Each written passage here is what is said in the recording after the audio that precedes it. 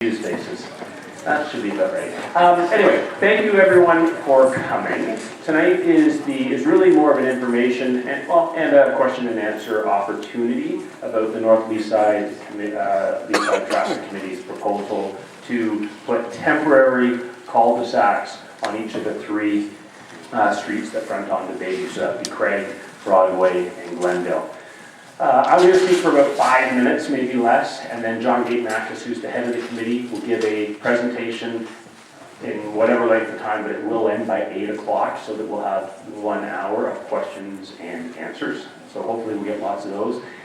Really the only rules about the question and answers are, you get one question, you can come back and ask more, but in case there are a lot of questions, I want everyone to have that opportunity. I'm a politician, you can yell at me. Appreciate it if you don't, but you can. But please be respectful of John Gaitanakis especially, who will be presenting and who's really worked tirelessly with the community, whether you like their plan or not. Now, so what I'd like to say is sort of how we got here. And for all the Leaside residents, which is probably most of you, I know there are some that might be on the other side, from the other side of Bayview, just west of Bayview near Broadway. The field that might be affected as well, so they might be here. But Leaside residents, by and large, have been complaining about traffic for the better part of 25 years, maybe 30 years. And I know Cllr Pitfield did have a traffic plan, especially for North Leaside, and that failed. And then pretty much nothing had been done from then until now. When I ran for election in 2014, well, in 2010 as well, but I lost that one, of course. Everyone, pretty much every door, every other door, certainly a large number of people were concerned about traffic in the community. So the promise that I made was to form traffic committees in both North Leaside and South Leaside, comprised of residents from a wide variety, breadth of streets, to get different perspectives, and then ultimately let the community decide. The one thing that I did say as well was that if you actually want to reduce traffic in any neighborhood, there's a downside, because what will result is an inconvenience. The greatest inconvenience will, of course, be the residents in that community. It will affect, obviously, other residents will be affected. So you can't magically stop traffic without inconveniencing people. We would not necessarily be here if people obeyed traffic signs, right? And any old timers that I gave a ticket to? Tim? I was just talking about somebody else, actually. I didn't see him tonight. When I was a police officer here in Leaside, going back almost 20 years, it was a non-stop parade of cars making the right turn from Glendale on the Bayview or from Broadway, or making the left turn. If there were a way to actually enforce that, I think that would probably address most of the community's concerns. Unfortunately, when I was a traffic officer at 53 Division, which goes from Lawrence to Bloor, Bathurst to Leslie approximately, there were 8 traffic officers, 2 on at any one time. There are now 2 traffic officers, and so you have 1 cop for that whole area for 10 hours a day only. So that's what has become of that. If we ever get to the point of using technology, like we do for red light cameras, which we will be using for speeding, then that's another solution, but I don't see that probably for 10 years. The technology's there, the politics aren't. Okay, so that's pretty much all that I want to say. I do want to introduce John Gaitanakis. As I say, he's chair of the committee, and they have worked tirelessly. The South Leaside Committee, I should say, I saw Erica Cook here. She was the chair of the South Leaside Traffic Committee, so thank you. Their challenge was a little more difficult in that there are so many entry and exit points in South Leaside. Right? It's just, you just can't plug all the holes. North Leaside, a little bit different. Some people love it, some people don't. And we'll obviously be talking more about that after John makes a short presentation. Thank you.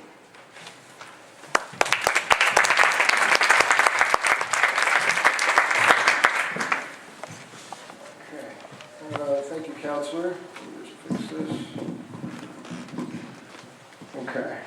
Thank you, Councillor. Right, so This presentation is actually assuming that everybody has gone through or listened to the prior presentation given a year ago. So that's all on the council's website, ward26.ca, and it's the NLTC tab. The town hall, I think, was of May of last year, about 86 pages long, roughly an hour and a half of presentational materials where we did an in-depth study on the traffic dynamics that are affecting North Leaside and the broader area of Leaside. So if you're unfamiliar with that, I'm sorry, but we don't have the time to go back through that. I would suggest going back and getting that information. We've pulled together analyses that have never been done on this neighborhood before. Transportation Department hasn't done them. We've gotten details that have never been released to a neighborhood in the history of Toronto in terms of accidents and everything else. So it's very informative. And, you know, collectively the NLTC, which is about 19 members, has put in probably about 2,000 hours. And so you can figure out what that works out to. That's roughly 50 40-hour work weeks. In other words, an entire year's worth of work. This isn't fly-by-night opinions. This has been in-depth research with consultation with many professionals. So there have been 19 members, people from the north side of North Leaside, south side, east, west, center, busy roads, quieter roads that have given input. But in addition to that, we've surveyed North Leaside several times where we've gotten input from over 500 people on different ideas, and all of those have been examined and tried to pull into a model. How do we get here? Well, it started out with problem definition. As the councillor said, his election platform was to help deal with traffic, which has been an ongoing 40-year issue with this neighborhood. We started out by figuring out that there was not just a safety issue, but a major volume issue. For those of you who are unfamiliar, because we didn't know it the first time that we started as a resident of North Leaside, if you don't live in a really high traffic choke point, you don't necessarily see that some of us can't drive into their driveways during peak periods in rush hour. And have to park a couple of blocks away, walk back at 7 o'clock to get their car to finish coming home from work. That's an unacceptable scenario. It also violates a lot of policy. 16, 6, and 2 represent the number of accidents, 16 vehicular, 6 pedestrian, and 2 cyclists over the last 11 years. So what do? We started that first survey in September of 2015. 99% agreed the traffic was an issue. 90% wanted something done, and we proceeded to solicit those ideas. We analyzed prior efforts, as mentioned. We went through not only Leaside's prior efforts, but citywide efforts, looked at all sorts of other solutions, even went out globally.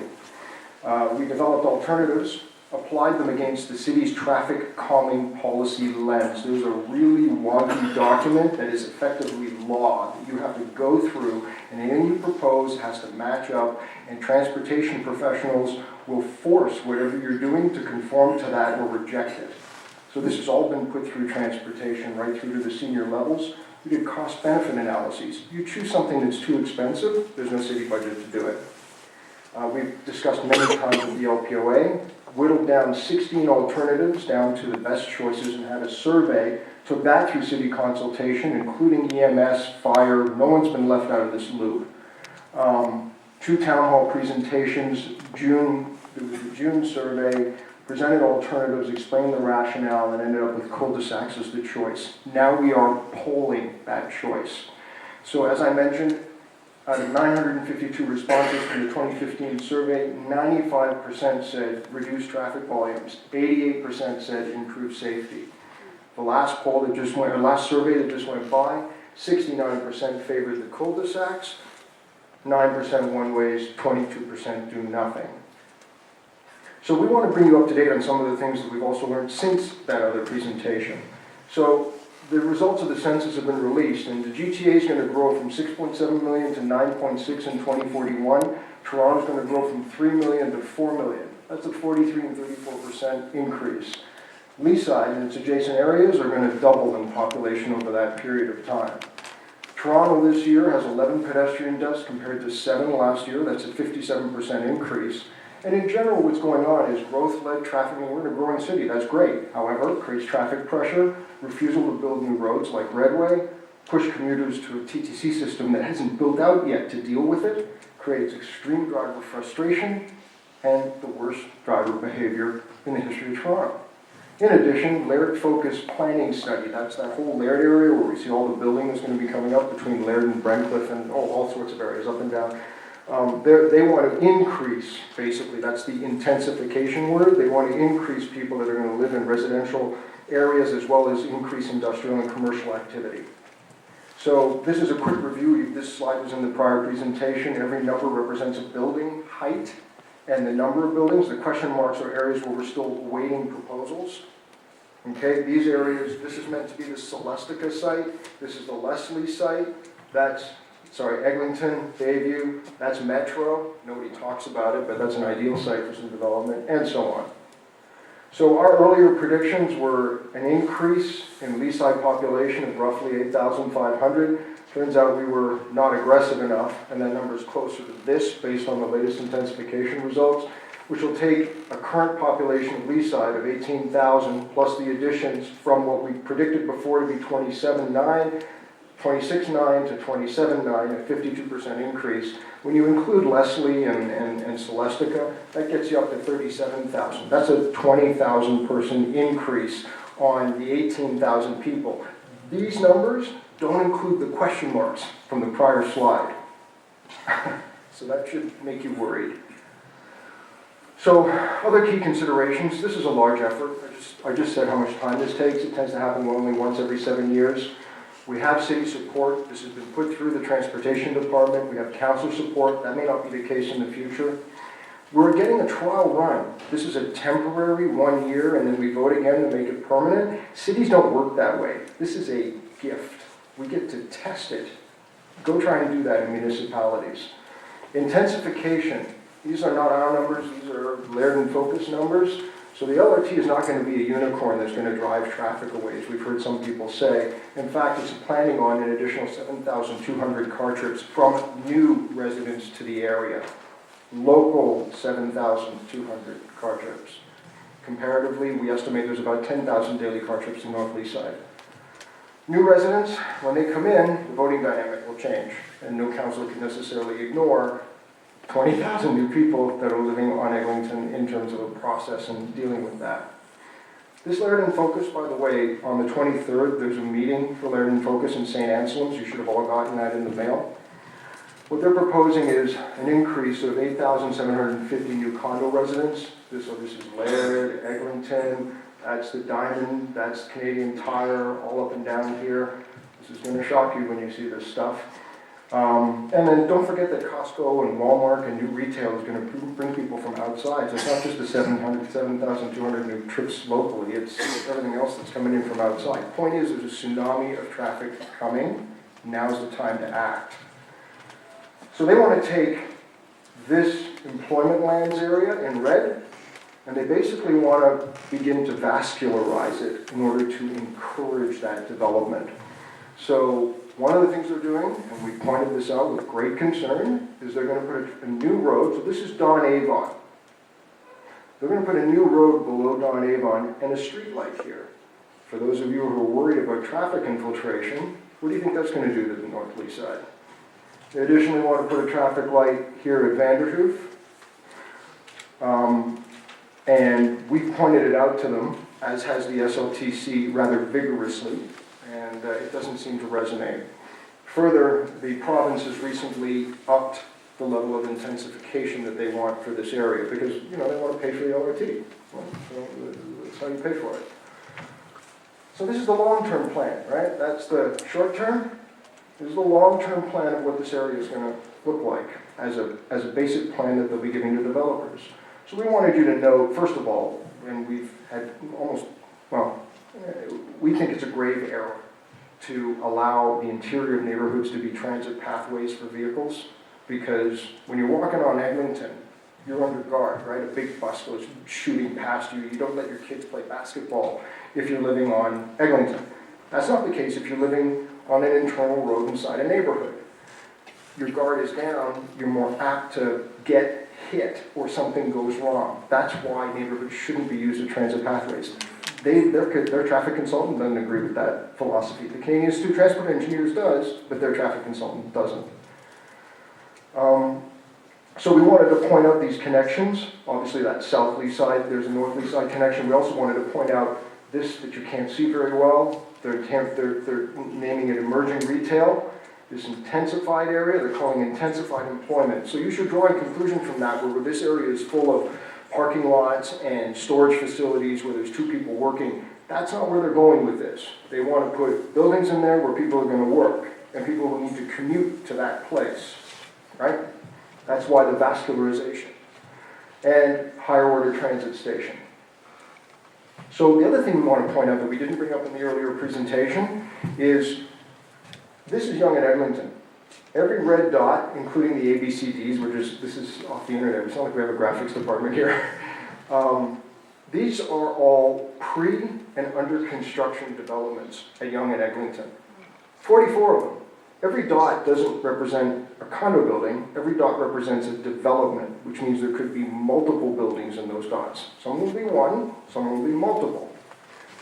Well, sure, all these people will take line 1 to go to work. Some may not. Some may want to drive this way to go to work. Note that Broadway, with the transit pathway that we previously pointed out in the other presentation, is there. What about when they want to renovate and they want to go to Home Depot or Longo's or Costco or Walmart? How do you think they're going to get there? That's a lot of people. So, at some level, between the signs, which gain citywide notoriety, between the kids that have put up the orange flags because of the safety concern, between some people don't know there were children up on Glenvale that were blowing whistles and stopping people from trying to roll stop through driveways. That's how a community screams help. Listen, right? We've made this plea to the city.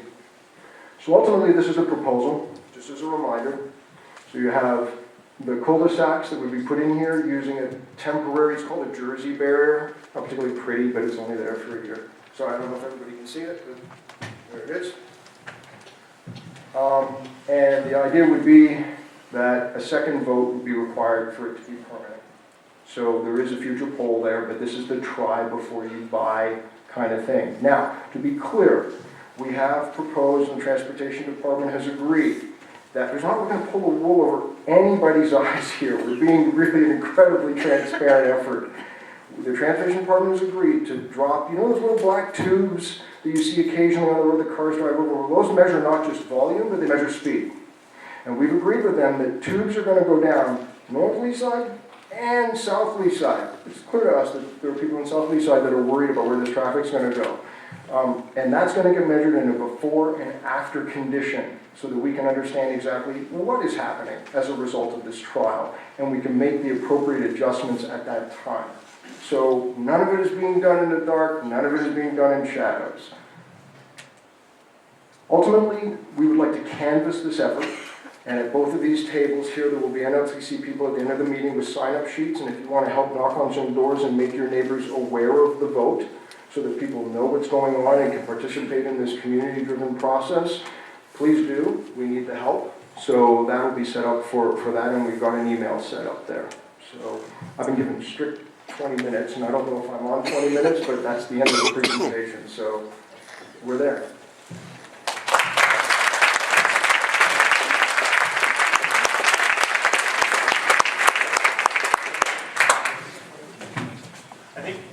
Thank you, John. I think we have a, we have a microphone at the back if anyone wants to start firing. If you don't mind going to the mic.